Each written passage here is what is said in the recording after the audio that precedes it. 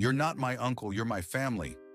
The little girl declared, her tiny fingers still resting on the cardboard piano she carried everywhere. The courtroom went silent, every eye locked on her as she looked straight at the judge with a courage that shook even the most hardened hearts. "Family isn't about blood," she continued firmly. "It's about love. Mr. Cross gave me a home, he listens to my music, and he believes in me. That's what makes him my real family."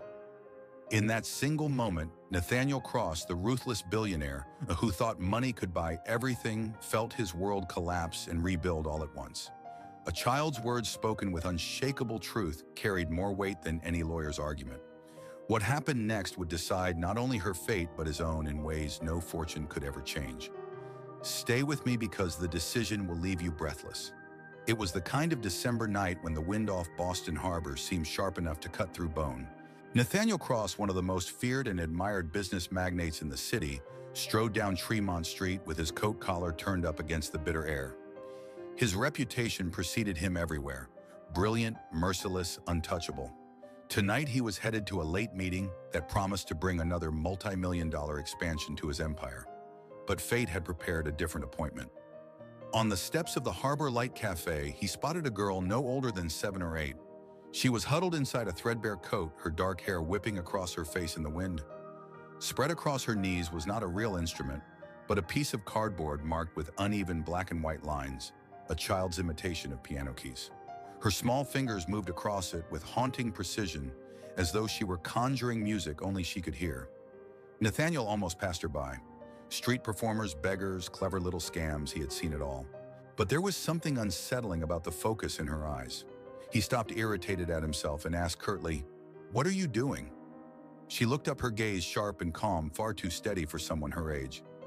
"I'm playing Chopin's First Ballade in G minor." Nathaniel blinked. Of all the things he expected, some childlike plea for change, a half-remembered nursery rhyme, that was not it.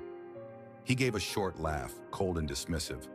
"On cardboard, the music isn't in the instrument," she said softly, pressing a small hand to her chest. "It's in here." Her words struck him in a way he despised. He loathed sentimentality, especially when wielded by children. "Where did you even learn about Chopin?" he pressed, half mocking. "My mother taught me," the girl replied simply. "She said Chopin wrote this after a revolution, so it's full of pain and hope at the same time. She's gone now, but she made me promise never to stop practicing." Nathaniel felt an unexpected tightness in his throat, quickly smothered by cynicism. He checked the time on his watch. He had 15 minutes before his meeting, yet something about the girl held him rooted to the spot. "What's your name?" he asked. "Lila Morgan." She studied him carefully. "And you, Nathaniel Cross?" Her brows furrowed. "Cross? Like Cross Enterprises? That's your company?" "Yes." His tone grew sharper. "And what about it?" "My mom said it was one of the biggest in America. She knew a lot about many things: languages, music, people. She always said knowledge and love could change the world." Her refusal to play the victim annoyed him almost as much as it intrigued him. Most children in her position would have tried to tug at his heartstrings for $1. Not this one.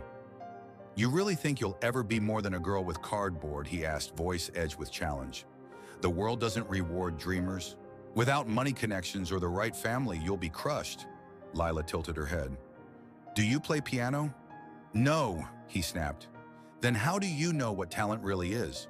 The directness of her question made him falter.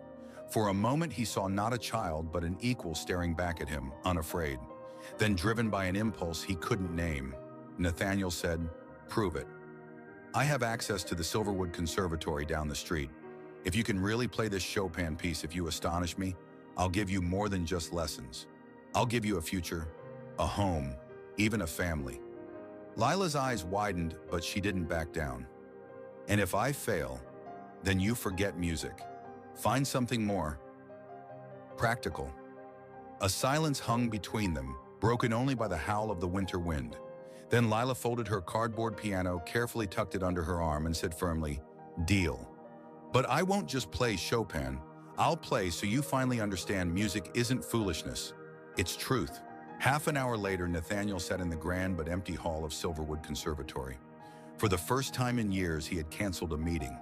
It unsettled him, the surrender to curiosity. Alongside him, a few professors lingered, drawn by the rumor of a wealthy man demanding a child audition in the middle of the night. Mr. Cross, one of them, Professor Agnes Turner, said with a skeptical frown, "Do you realize how absurd this is? She's just a little girl." "I'm paying for the hall," Nathaniel replied coldly. "Let's see what she can do." Then Lila walked onto the stage. She still wore her oversized coat sleeves, nearly swallowing her hands. When she reached the Steinway Grand, she placed her palm gently on its polished surface. "Hello," she whispered to it. "I'm Lila. May I play for you?" Nathaniel nearly scoffed aloud at the child's theatrics, but before the sound escaped, she sat at the bench. Her hands hovered over the keys. The silence stretched taut and fragile. Then, without warning, the music began. The first notes sliced through the hall with startling clarity. They weren't just correct, they were alive. The professors exchanged startled glances. Nathaniel felt a shiver crawl down his spine. Her fingers flew, striking each note with speed and grace no ordinary child should possess. Yet it wasn't technical brilliance that froze Nathaniel in place. It was the soul behind the sound. Her playing carried sorrow so deep, it scraped old wounds buried in his chest. Hope so fierce it felt almost unbearable. Memories he had sealed away surged back, Amelia, his younger sister, lying pale in a hospital bed, whispering about one day playing Chopin on a real stage before illness claimed her. He had buried her memory under mountains of wealth and steel, but the music tore the lock open. When the last note faded, silence thundered in its wake. The professors sat motionless, some with tears on their cheeks. Lila rose slowly, eyes locked on Nathaniel. "Well," she asked quietly. "Did I astonish you?" Nathaniel's throat tightened. He could only nod. Lila's lips curved in a trembling smile. "Then welcome to my family, Uncle Nathaniel." The word uncle struck him like a blow. He stumbled to his feet. "What did you just call me?" Her eyes glistened. "Didn't you recognize it? My mother was Amelia Cross." Nathaniel's heart slammed against his ribs. Amelia, his Amelia. Gone all these years, dead or so he had believed. The room tilted, reality buckling. The impossible hung in the air, and for the first time in decades, Nathaniel Cross felt truly powerless. Nathaniel Cross stood frozen in the Silverwood Conservatory, his breath caught in his throat as if the music itself had shackled him. The word uncle echoed in his mind, tearing open scars he thought had calcified long ago. Amelia, his little sister who had died before her dreams of music could bloom. For years he had hardened himself against the ache of losing her, bearing that grief beneath skyscrapers, contracts, and billions. And now this girl, this child, claimed to be Amelia's daughter.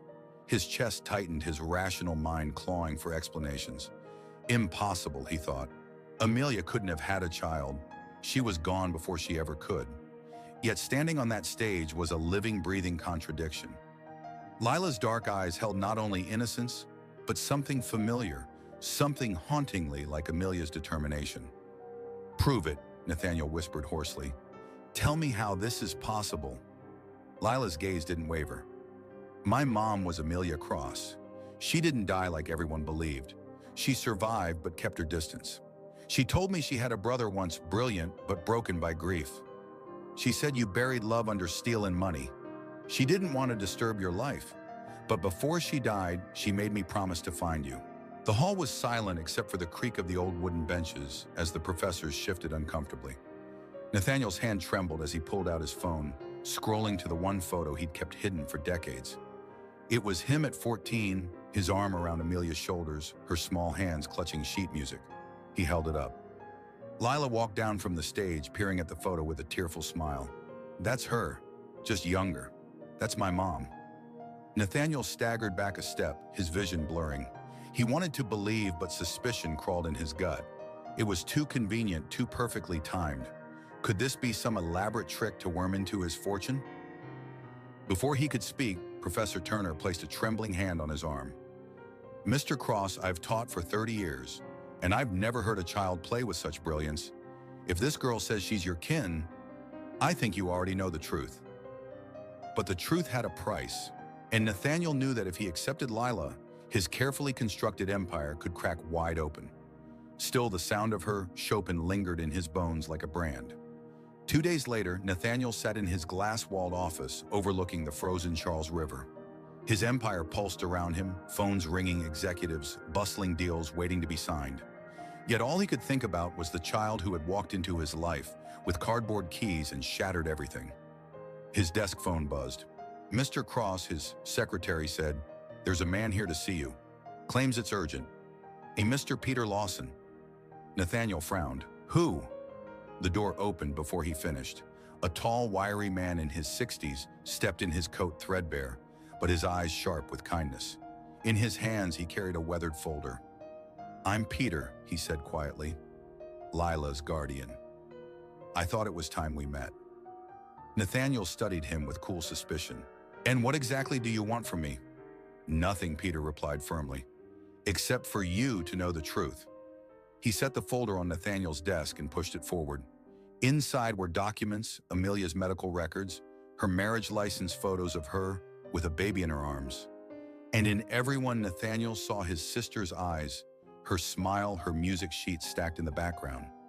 "She survived," Peter said softly. "She fought through cancer, built a life in Boston, and had Lila. I promised her I'd protect the girl after she was gone. But I can't give Lila what she deserves." "You can." Nathaniel's throat closed. He stared at Amelia's handwriting on a letter tucked inside the folder. "If you ever read this, Nate, please don't turn your heart to stone. Music is family, and family is love. Take care of my daughter." Before he could respond, the door burst open again. A sharp-dressed lawyer strode in, flanked by two men in tailored coats. "Mr. Cross, my name is Daniel Price. I represent Victor Hale." The name was a gut punch. Victor Hale, Nathaniel's estranged uncle, a man tied to gambling, crime, and shadows, a man Nathaniel hadn't seen in 15 years. Price laid a stack of papers on the desk. "Mr. Hale has filed for custody of Lila Morgan as her closest living relative by law. He intends to take her in." Nathaniel's blood ran cold. "Over my dead body." "Perhaps," Price said smoothly, "but the law doesn't hinge on sentiment. Mr. Hale has standing. You don't." Peter stiffened. "Victor doesn't care about Lila. He only cares about Amelia's insurance policy." Nathaniel snapped his gaze up. "What insurance policy?" Peter hesitated, then sighed. "Before she passed, Amelia set up a $2 million life policy in Lila's name. But it can only be accessed if she's raised by family. The puzzle pieces locked together. Victor Hale knew, and if he won custody, Lila's life would be nothing more than a bankroll for his vices." Nathaniel's jaw clenched. He leaned forward, his voice low and dangerous. "Tell Victor this: if he wants a war, he'll get one. And I don't lose." That night, Nathaniel couldn't sleep. Lila was in the guest suite of his Beacon Hill townhouse, playing softly on a digital piano he had ordered the same day. The music drifted through the halls, fragile yet unyielding. He sat in the dark, listening, torn between rage at Victor's audacity and awe at the girl's resilience. For the first time in years, Nathaniel wasn't thinking about deals or profits. He was thinking about family and how far he was willing to go to protect it. The battle for Lila had only begun. The courtroom was silent, the kind of silence so heavy it pressed on everyone's chest. Nathaniel Cross sat tall in his suit, but his hands were clenched on the table in front of him. Beside him, Lila sat in a navy blue dress, her feet barely reaching the floor. Peter Lawson rested a steadying hand on her shoulder. Across the room, Victor Hale leaned back with smug arrogance, his expensive lawyer whispering last-minute strategies in his ear. Judge Margaret Lewis, a woman with decades of experience and a reputation for piercing through lies, adjusted her glasses. "This court is here to decide the custodial fate of Lila Morgan. Both Mr. Cross and Mr. Hale have laid claim as her family. Today we will hear the evidence." Nathaniel's attorney laid out the facts first: Nathaniel's financial stability, his home, his resources, his ability to give Lila the education and life Amelia would have wanted. Then came Peter's testimony. He spoke with quiet conviction about raising Lila, about Amelia's final wishes, about the girl's gift for music, and her need for stability. His words painted a picture no amount of money could buy. When it was Victor's turn, his lawyer argued bloodlines, paperwork, and legal standing. "Mr. Hale is Amelia Cross's stepfather," he declared. "He is the closest living guardian with established familial ties. He is capable, willing, and that's a lie." Nathaniel snapped, unable to hold back. His voice cracked like a whip in the courtroom. Victor Hale is a parasite. He doesn't care about Lila, and he never cared about Amelia. He wants her inheritance and nothing else. The judge shot him a sharp look. Mr. Cross, control yourself. But then something unexpected happened. Lila stood up. Her small figure seemed fragile against the solemn weight of the courtroom, but her voice was clear. Your Honor, may I say something? The judge hesitated, then nodded. Go ahead, Lila. The girl walked to the front, clutching her folded piece of cardboard, the same makeshift piano Nathaniel had first seen her with. She unfolded it carefully on the bench. This is what I had before Mr. Cross. Just this piece of cardboard. But I kept playing because my mom told me music was more than notes, it was truth. She pressed her fingers to the drawn keys, her eyes locking on the judge. Mr. Hale never once cared about me. He never visited. He never called. But Mr. Cross canceled his business deals, gave me a real piano, and listened when I played. He may not be perfect, but he's my family. And Peter is too. Because family isn't just blood, it's love. The words struck like lightning. Murmurs rippled through the courtroom. The judge leaned back, visibly moved. For a moment, even Victor's smugness cracked his face, twisting with rage. After a long pause, Judge Lewis spoke. I've heard enough. The law is not blind to the child's welfare. Lila Morgan will remain under the guardianship of Nathaniel Cross with Peter Lawson as a co-guardian figure in her daily life. This court will not place her in the custody of a man whose motives are financial rather than familial. Custody awarded. The gavel struck. The room erupted. Nathaniel's chest loosened for the first time in years. Peter exhaled with relief, and Lila's face lit up with a smile brighter than any he had ever seen. Victor Hale stormed out of the courtroom, defeated, muttering threats under his breath. But Nathaniel no longer cared. For the first time, he felt victorious in something far greater than business. He had fought for love, and he had won. That evening, back in Nathaniel's Beacon Hill townhouse, the three of them gathered in the grand living room. Leela sat at the Steinway, her fingers dancing across the keys with a joy that filled the home with warmth. Nathaniel stood by the fire, a glass of untouched scotch in his hand, his gaze fixed on the child who had changed his life. You know, Peter said quietly, stepping up beside him, Amelia always believed you'd find your way back to family. Nathaniel's throat tightened. I wasted so many years chasing things that never mattered. But you didn't waste this moment, Peter replied. And that's what counts. Nathaniel nodded, his eyes softening as Lila shifted into a melody of her own, light and hopeful. What are you playing? He asked. She looked up, smiling. It's something I wrote. I call it Home, because that's what I finally have now. The room seemed to glow with her words. Nathaniel crossed the space between them, laying a hand gently on her shoulder. Then play it again. Play it every night if you want. Because this house will always be your home. Tears threatened to blur his vision, but he let them fall. For the first time in decades, Nathaniel Cross felt whole. Wealth power deals, they were meaningless compared to the sound of a little girl's laughter and the music of belonging. Months later, as spring painted Boston in blossoms, Nathaniel sat in the audience of the Silverwood Conservatory. Lila was on stage, not with cardboard keys, but at the grand piano, her small frame bathed in light. She played with confidence, her music soaring through the hall, moving every listener to tears. And in the front row, Nathaniel clapped, the loudest pride swelling in his chest. Not as a businessman, not as a billionaire, but as family. For once, he didn't care about tomorrow's deals or headlines. He only cared about this moment, the music and the miracle of finding love where he least expected it. Because sometimes life doesn't give us the family we plan for. It gives us the family we need. Thanks for watching. Sorry for the interruption, but we hope you will help us improve our content in the future. Do you believe love can truly redefine what family means? How did this story make you feel? Did it surprise you, move you, or even make you cry? If you enjoyed this journey, comment 100 below. Tell me where in the world you're watching from and share this story so others can feel the same warmth in their hearts.